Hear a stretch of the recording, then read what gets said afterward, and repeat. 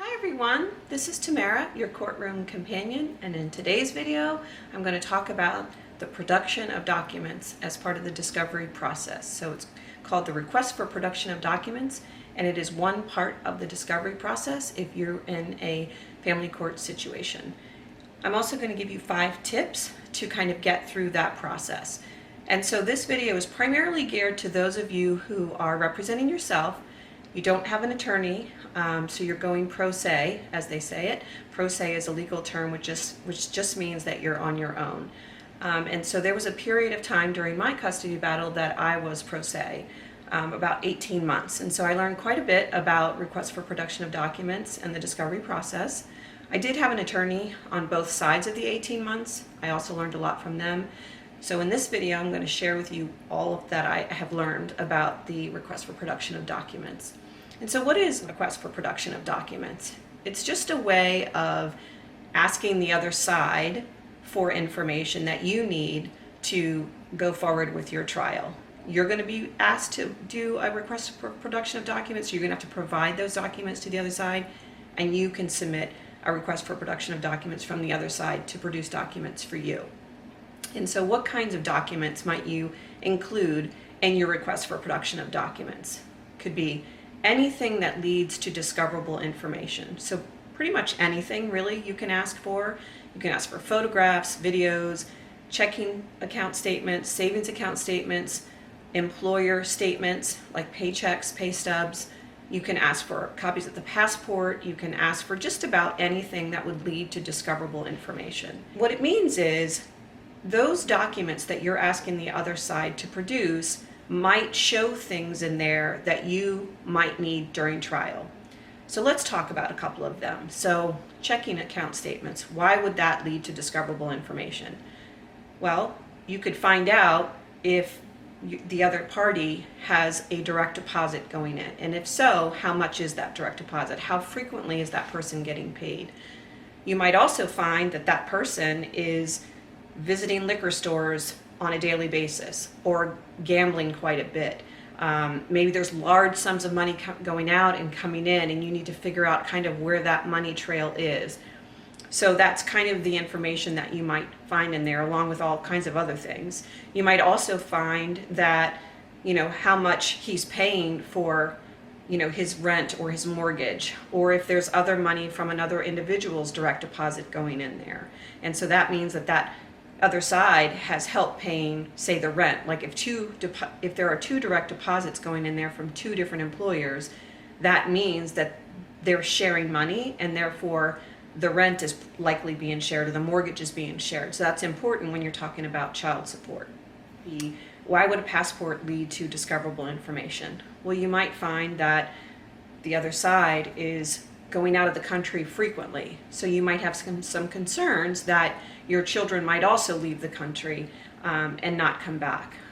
So that's why you might ask for copies of the passport to find out how frequently that person is doing international travel. The other things that might be included in requests for production of documents are emails and text messages. So you can request those as well, and those can lead to all kinds of information. And so when you're doing a request for production of documents, be sure to include all the things that you think might be beneficial for you to have during your custody trial. You could also ask for things like medical records for the children if you don't have access to them. So now that we've talked about kind of the types of information you can ask for, let's talk about some tips to kind of get through this production of documents process. So tip number 1 is to ask friends and family that you're close to if they've ever been through a court battle and may have a template of production of documents that you can utilize. You don't need to start from scratch with production of documents. There's plenty of templates out there, and if you've got a family member or a friend that would have it, that's even better. So don't start from scratch. See if you've got some folks in your family that might have a request for production of documents. So when I was going through my court case, I actually did have a friend who had a friend who went through the discovery process, and she redacted all of the private information out, and I utilized that along with a template that I found online, and I kind of combined them and found, the best questions to ask or the best documents to request in my particular case. So hopefully you have a friend as well that could assist you in that way. Tip number 2 is to make sure that you meet all the deadlines for the discovery process. Because if you miss a deadline, the other side could file something called a motion to compel discovery, and that won't look good on you if you didn't meet that deadline. So I would encourage you to put all kinds of reminders on whatever calendars you use, whether it's on your iPhone or Android or paper calendar, whatever you use. Be sure to put those deadlines in there, and I would back it up a few days to make sure that you have time to do all the necessary things like mail it, postmark it, and things like that. So be sure to meet all of those deadlines. So tip number 3, when the other side sends you a request for production of documents, sometimes they're asking for information that is overly burdensome. So you don't have to answer every single production of documents. And so if you choose not to, for whatever reason, you could list things like it's overly burdensome. So you can say not responding, overly burdensome. Now, just because you say it's overly burdensome doesn't necessarily mean the other side will agree with you. And so they can still do a motion to compel if you're refusing to provide something that maybe the court would not agree with you that it's overly burdensome. But so I would use it kind of sparingly, that term, overly burdensome. Another term that you can use is not in my care and possession. So let's say you're in a custody battle and both parents have access to the medical records.